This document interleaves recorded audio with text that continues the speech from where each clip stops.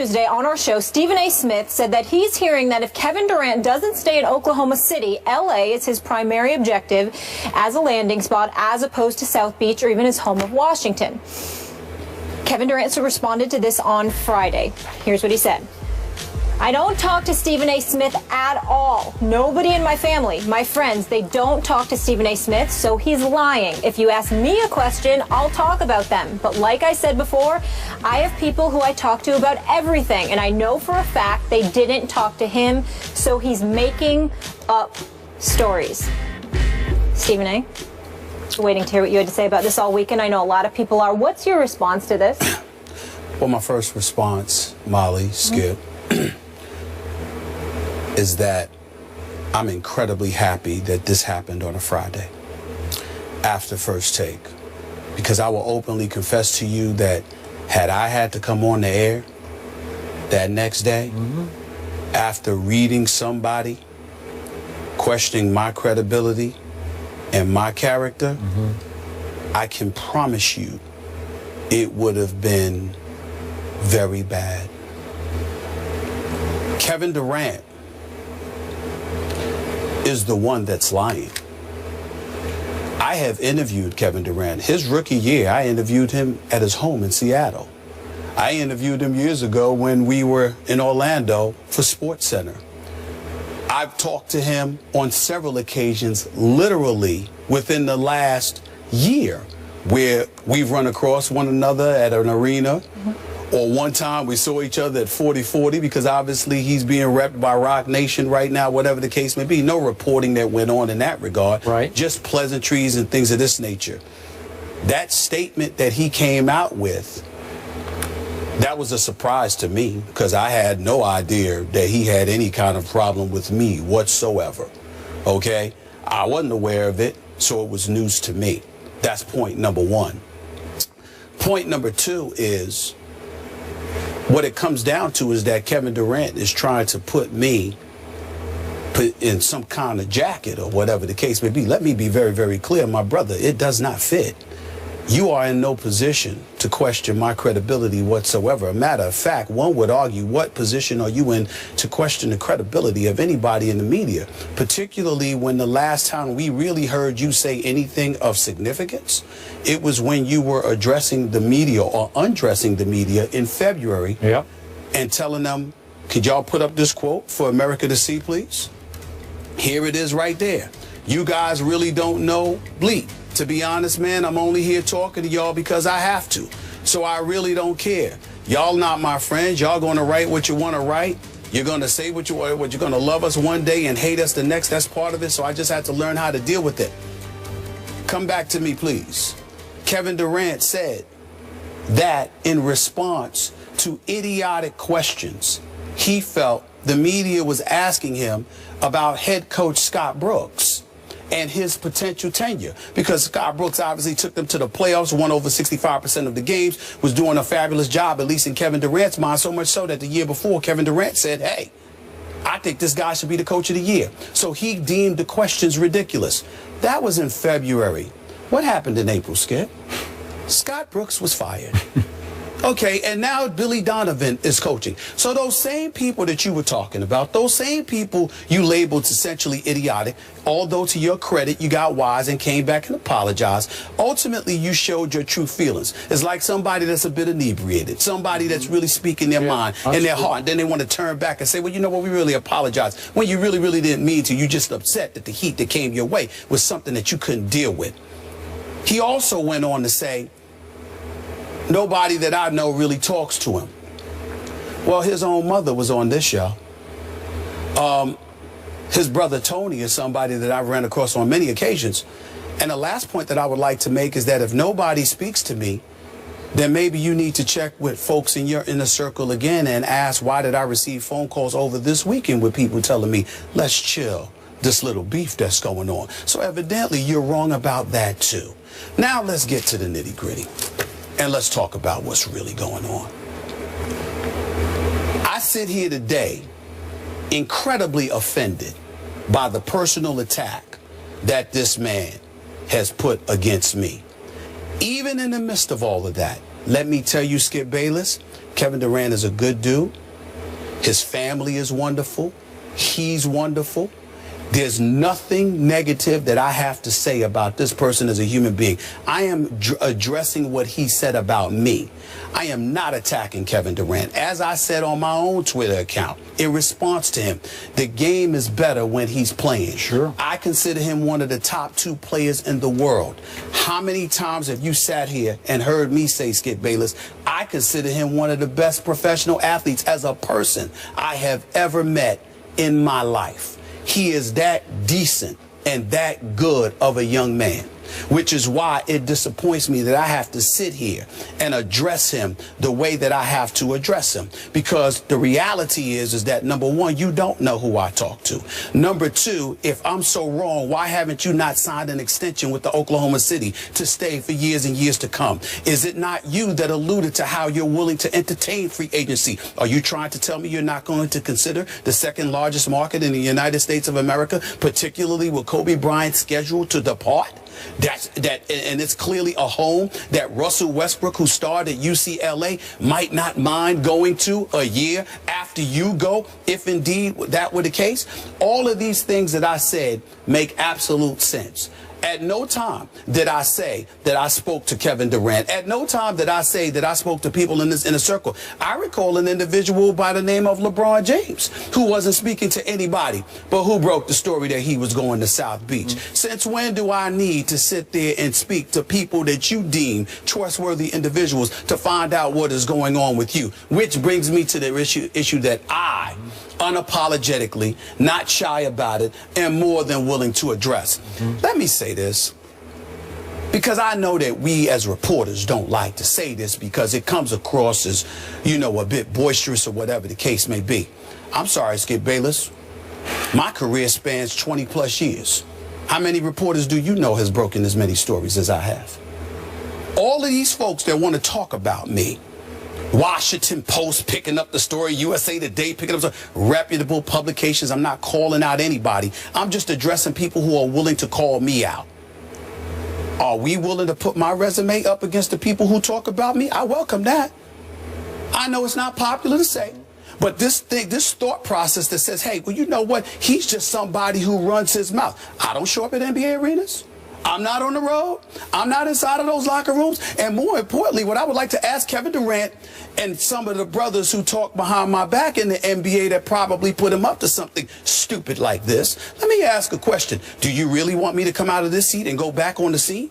Do you really want to see me in an NBA arena? Because I can assure you I find out more in 10 minutes than I can get from 50 phone calls. I have proven it. Now, we can sit up here, we can debate all day long till the cows come home. I am a black man on national television with a big mouth. And I will still stand up here today and I will put my resume spanning 22 plus years up against anybody in this industry. We really want to go here? We really want to start something with me? You sure about that? I just want people to think about that, because what I'm saying is this. How many times, Skip Bayless, have you seen me over the years sit here and say to me, we ain't getting into people's personal life. We ain't going there. We ain't touching. We just talk about their game. Russell Westbrook is a great guy. LeBron James is a role model extraordinaire. Kobe Bryant has overcome a lot of things. He's one of the greatest professional athletes I've ever seen. I don't just love Kobe, I revere him, regardless of how he feels about me at this moment in time, because he didn't like what folks were saying about the whole LaMarcus Aldridge fiasco. Is there anything else that I can say about Dwayne Wade, about how great of a person that I think he is? Steph Curry, you know, Chris Paul, the list goes on and on and on. But the level of sensitivity that Charles Barkley and so many others have alluded to is growing quite alarming. Because somehow, some way, everything is personalized. And it's got to the point where it's utterly ridiculous. Kevin Durant is the last person on earth that should be going off on the media like that. Not that he's done anything wrong, because the guy is a great person. And I still stand here and say that at this moment in time, the NBA is better when Kevin Durant is around. Okay. He's philanthropic, his charitable donations, American Red Cross, the list goes on and on. He's a phenomenal person, not just a player. But the guy and the sensitivity that these guys display the way they are on attack, somebody needs to tell them, it's time you pump the brakes. We don't have to talk to you to talk about you. You want to start something, that's just not the wise thing to do, especially when you have no validity. I am going to repeat. I said, if Kevin Durant decides to leave OKC, I'm hearing that LA is a prime spot that he is considering. Not to say he's not considering DC, Miami, New York, or whatever. That's what I heard. I'm not lying. If I were wrong, Kevin Durant would have signed his extension with OKC. Okay? You being represented by Rock Nation. I know these boys. They're not small timers. They don't want Kevin Durant just because his name. They want him because this brother's going to do big things, and they're going to see to it that he's going to do big things. Are you trying to tell me these large markets are not a consideration? I said nothing offensive about him. I will not say anything offensive about him. I still stand here today telling you he's a good dude, but he's wrong. And the guys that put him up to it in their own way. I'm not talking about literally his comments, but in their own way, with their chirping behind my back all the time. They're wrong too. And the sensitivity that these guys are showing, they are making unnecessary enemies. I am not one of them. I won't be. I got too much love and respect for who these guys are and what they mean to my community. Okay. But I will say this lastly. You don't want to make an enemy out of me. And I'm looking right into the camera, and I'm going to say it again. You do not want to make an enemy out of me. I'm not having it. I've done nothing wrong, and I'm not going to tolerate it. Let me stop you there. That's all I got to say. And I appreciate everything you just said. Do you realize you do not need to defend yourself on this, this issue? Yes, I do. Your track record as a reporter doesn't just speak for itself, it screams for itself. Because nobody I know, and I know a lot of NBA reporters, is any more plugged in on every NBA level, top to bottom, than you are. I know there's some great reporters out there, but no one has been more consistently accurate on the news, little and big, that has been broken than you have been. I hang my hat every day on your reporting on this show. I value it, I cherish it, and it hurts me to watch you have to defend it because of what one immature, wrong-headed superstar continues to do. This has been a pattern, as you pointed out, a pattern of behavior by Kevin Durant. Now, let me frame it for you a little bit. This is the way I see it from the outside looking in. You love this guy as a player. You've sat in that seat morning after morning and defended him and lauded his play. Am I right? I mean, I've lauded both his play and him as a man. As a man. So I'm sure a part of you is stung by this, that he would do this to you after all the support you have voiced for him. Am I right? Yes. Okay, now let me look at it from his side. I know for a fact he has worked hard to eliminate the size of his circle around him, that he's tried to tighten the circle of people close to him. And now it's down to pretty much a manager and an agent, and that's it. So I think he was stung that somebody that's no longer in what he considers his really tight inner circle is speaking to you, and he's paranoid about that. It doesn't matter, because you know a lot of people who know a lot of people, and I have no doubt that what you said is dead on and has been operating somewhere in Kevin's thoughts. It just put him in a little bit of an awkward position, but he could have handled it if he would just grow up. He could say, look, my heart's in Oklahoma City. I have no plans to leave here. Respect what Stephen A. says, but right now that's way off base because this is what I'm going to do. There's a way to handle that that would make you, it wouldn't put you in an awkward spot, because when you use the operative word, he's lying, I know that's going to push the deepest hot button in you, because now your integrity has been called out and questioned. Remember this about Kevin Durant. He is playing under the most protective anti-media bubble in all of the NBA. erected by the Oklahoma City Thunder. Am I right about that? Yes. They're so out of bounds in how they're teaching these kids to deal or not deal with the media, because the media can be their friend. Most of those reports, the great story was done last year that we talked about on the Oklahoma City media and all the paranoia of the franchise. I don't know why it is, but it has now infected both, I think, Kevin Durant and Russell Westbrook and how they deal with the media. Is that fair to say? To some degree, it appears that way. Yeah, it appears that way. So I relate to you because you remember it's been, what, 5 years ago? Listen, there was no bigger Durant fan in the media than I was when he was a freshman at Texas. We're going back to our cold pizza days. I used to every day say, this Kevin Durant is going to win scoring titles, plural, in the NBA. And the people I was debating would laugh and scoff at me. And then they lost by 21 in an early NCAA game to USC, Nick Young and company. And everybody said, you're going to be so wrong about this. And I continued to fight for my guy, Kevin Durant, until what happened? He turned on me as soon as I started criticizing his buddy Russell Westbrook for shooting a lot of Kevin shots. What did he tell the Oklahoma City media? Skip knows nothing about basketball. And it hurt me. It hurt my heart. I told you that on air. Like, what are you doing to me? Why me? Why would you bite the hand that's been feeding you? And then I said it again after what he did at the All-Star weekend. You're biting the hands that fed you the MVP. These same guys who voted you the MVP, you're telling them they don't know anything about basketball? That's so wrong-headed. It's so out of bounds. It's so immature. But Kevin wants to control the media. So now he's been named deputy publisher of this Players Tribune. Yes. You know, like, so that's, he thinks now he can just go to the Players Tribune and write and say whatever he wants to say, and he can control that. Well, you can't, Kevin, because the pen, so to speak, in this case it's the media, is mightier than the sword. You know that. Well, the thing about it is this. It's sad because Kevin Durant, I'm just sitting there and I'm like, who's bothering him? Who is bothering him?